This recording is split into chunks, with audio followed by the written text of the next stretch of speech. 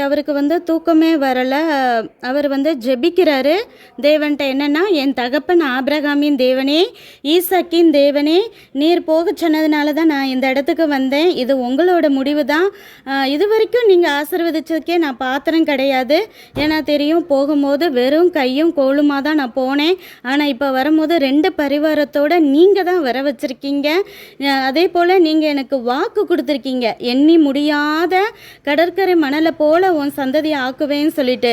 இப்போ என் அண்ணன் ஒருவேளை கோவமா வந்தானா, இங்கே அழிச்சு போட்டானா என் வம்சமே இல்லாமல் ஆயிடுமே அப்படின்னு சொல்லிட்டு ரொம்ப அவர் மனசில் உள்ள வேதனை எல்லாத்தையும் தேவன்கிட்ட கொட்டி தீக்கிறாரு.